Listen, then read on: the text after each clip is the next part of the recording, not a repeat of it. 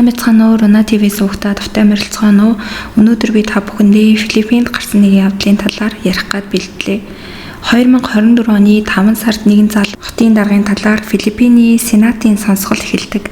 Тэр хотын дарга Хятадын гэмт хэргийн бүлэглэлтэй холбоотой байж магадгүй гэсэн хүнд ноцтой сэжиглэгт өртсөн байсан. Хууль бус онлайн залилан хүний наймаа зэрэг олон төрлийн гэмт хэрэг үйлдэгддэг томоохон гэмт бүлэглэлтэй ард түмэнд ээлтэй энгийн дүр төрхтэй нэгэн залуу ус төрч холбоотой байж магадгүй гэсэн мэдээ олон хүнийг цочирдуулсан. Гэвч тэр эмэгтэй өөрөөр хэлбэл Алиско өөрийгөө хамгаалан ингэж мэдэгддэг. Би зөвхөн тэдэнд газар зарсан.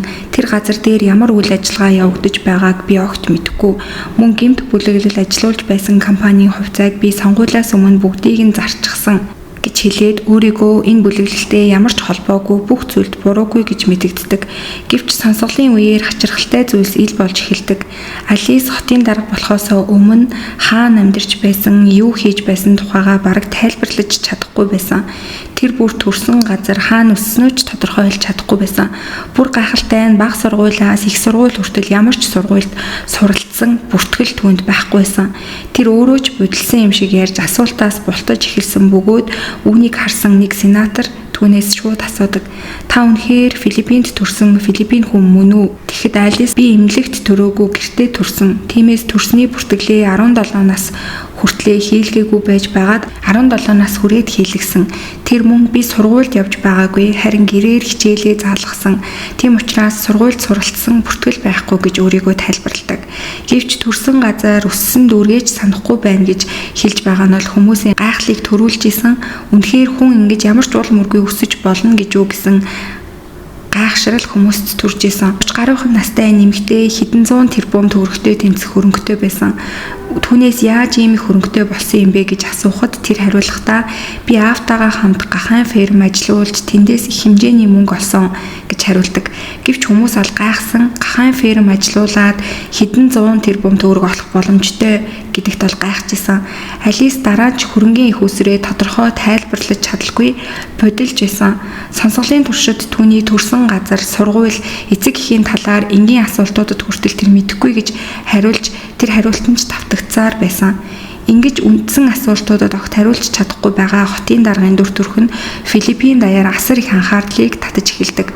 Хүмүүс сошиал сүлжээнд түүнийг шоолж, санах ойгүй хатан хаан гэж хүртэл нэрлэж эхэлдэг. Олон нийтийн уур амьсгал өөрчлөгдөж байгааг мэдэрсэн Алис өөрийгөө тайлбарлахын тулд нэгэн хэвлэлд ярилцлага өгөхөөр шийддэг.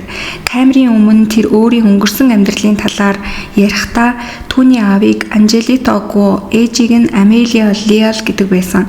Ээж нь аавынх нь гэрт ажилладаг гэрийн үйлчлэгч байсан гэж тэр хэлдэг. Тэр өөрийгөө хятад эцэг Филиппин үйлчлэгч ихээс төрсэн хүүхэд гэж тайлбарладаг. Ээж нь төрүүлснийхээ дараа гэрээс гарч явсан тул тэр ээжийнхээ царайгч мэдэхгүй гэж хэлсэн. Харин аав нь түүнийг нэг фермд өсгөхөөр үлдээсэн гэж тэр хэлдэг. Тэр сургуульд явалгүй гэртээ багшаар хичээлүүд заалгаж өссөн тул найз нөхөд төгсөлтийн зурагч гэж түүнд байхгүй. Мөн бага нас нь хүнд байсан учраас олон зүйлийг сайн санахгүй байна гэж хэлжсэн. 14 настайдаа аавтайгаа гахаан ферм ажиллуулж эхэлсэн бөгөөд удалгүй тэндээсээ их мөнгө олж дараа нь автомашины дилерийн газар болон бусад бизнесүүдэд байгуулсан гэж тэр нэвтрүүлгийн үеэр тайлбарладаг. Ингэж бизнесээ өргөжүүлсэний ачаар өнөөгийн их хөрөнгөтэй болсон гэж тэр өөрийгөө хэлжсэн. Удалгүй тэр иргэдийн хүчтэй дэмжлэгээр хотын дарга болж Филиппиний улс төрд Синдереллагийн үлгэр шиг амжилтын түүх болон гарч ирж чадсан. Гэвч киноноос ч илүү мэд санагдах энэ түүх удалгүй аимшигт кино болон хувирсан.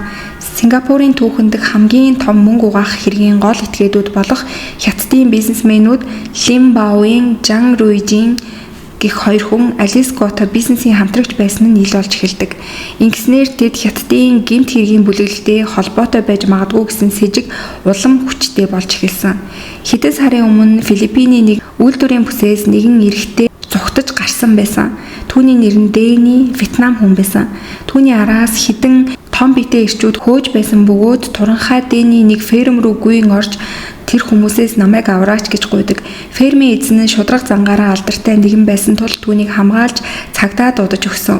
Гэвч цагдаа ирэхэд хачирхалтай зүйл болдог.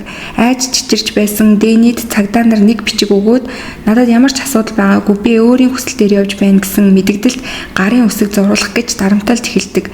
Дэни үйлдвэрийн бүсийн талаар юу ч ярихгүй 3 хоногийн дотор Филиппинээс гарна гэж амлахаас өөр аргагүй болсон байна.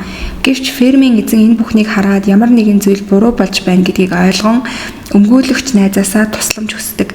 Дэни өмгөөлөгчд үнэнээ ярьдаг.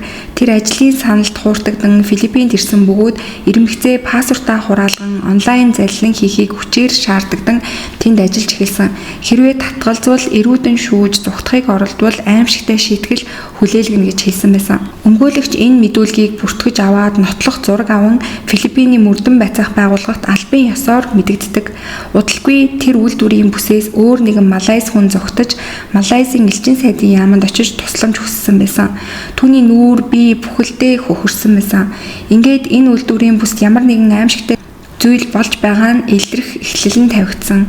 Тэр газрын нэр нь Бамбан хотын Баофу аж үйлдвэрийн бүс байсан. Гаднаас нь харахад энгийн агуулах үйлдвэр шиг харагддагч үнэндээ тэнд 700 орчим гадаад иргэнийг хорж онлайн залилан, романтик ловер, хууль бус мөрөөдөө тоглоом зэрэг гинт хэрэгт албатан оролцуулдаг газар байсан гэдэг нь ил болдог. Мөн хуурамч пассворт, хуурамч үнэмлэх, зүгтах хонгил хүртэл тэндээс илэрсэн. Гэвч хамгийн гайхалтай нь энэ бүх газрын цахилгаан усны төлбөр бүртгэл дээр хотын дарга Алис Гогийн нэр дээр байсан. Мөн дотор нь түүний нэр дээрх машин ч олддог. Ингэснээр Алис зөвхөн туслагч биш харин бүхэл бүтэн гэмт бүлэглэлийн гол зохион байгуулагчдын нэг нь байж магадгүй гэдэг нь ил болсон. Үүнээс хойш Филиппин даяар дуйлаанд харахад эцэст нь мөрдөн шалгалтаар Алис Го гэдэг хүн яг үнэндээ хятадын иргэн Го Хо Пин гэдэг хүн болох нь тогтоогддог. Тэр Филиппин эмэгтэй жинхэнэ нэрийг ашиглан хуурамч иргэншилтэй болсон байсан. Жинхэнэ Алис Го одоо хүртэл алга болсон хэвээр суур гараагүй байгаа. Го Хо Пин Филиппинээс зугтаж Малайз, Сингапур, Индонезиар дамжин нуугдсан ч эцэст нь Жакарта хотод цагдаа нарт баривчлагддаг. Түүнийг Филиппинд буцаан авчирч хүний наймаа мөнгө угаах онлайн залилан зэрэг олон хэрэг буруутгадаг. Ингээд шүүхээс ол эцэст нь түүнд насан туршийн хорихлыг оноосон. За тэгээд одоо бол яг Филиппинчүүдийн дунд тэр үнэхээр хэн байсан бэ? Зүгээр л нэг гэмт хэрэгтэн үү, ловерч нь үү, эсвэл Филиппинд нэвтэрсэн хятадын тагнуул байсан уу гэх мэтчлэн маш олон асуултууд бол хүмүүсийн дунд явсаар л байгаа юм билээ. Тэгээд түүний хувьд бол яг Филиппин хэлийг эзэмшчихсэн. Тэгээ ер нь бол хүмүүс хятад хүн гэж гадарлахгүй хятад Филиппиний ирлээзэл юм байна гэж бодоод бүр хотын дараагаараа хүртэл сонгосон байсан. Ийм аимшигтай хэрэг гарсан байгаа. Тэгээд энэ нэмэгтэйгийн хувьд бол ямар ч сургууль төгссөн мэдлэг боловсралгүй хэрнээсээ мөнгөөр бүх зүйлийг удирдах Филиппиний улс төрд маш том албан тушаалыг хашгаар ингээд гарч ирээд байжгаад тэгээд тэр нэг шудраг хүний ачаар өмгөөлөгчд хэрэг нь очоод өмгөөлөгч нь цагдаагийн байгууллагт хандсанаар бүх зүйл нь илэрч чадсан байгаа. Хэрвээ тэр хүн тэгж хандаагүй байсан бол энэ хүний хэрэг бол магадгүй мөнгөөр цагдаа нар бол хаахаар байсан гэдэг нь бол сүүл ил болсон. За ингээд өнөөдрийн та бүхэнд бэлтгэж хүргэсэн хэрэг маань Филиппиний улс төрд гараад байгаа маш их шууган тариад байгаа нэгэн хэргийн талаар та бүхэнд ярьж өглөө. Тэгээ та бүхэн бас энэ хэрэг дээрээс өөрсдөө төрж байгаа сэтгэгдэл тэгээд хоёр л нэг хятад ловерчин эмэгтэй бүхэл бүтэн Филиппин улс ловердүүлж исэн байна гэдгийг бол харсан байх гэж бодож байна. За тэгээд та бүхэн сувг дээрээ лайк, subscribe дарахаа битгий мартаарай. Бүгдээрээ удахгүй дараагийнхаа дугаараар уулзцгаая.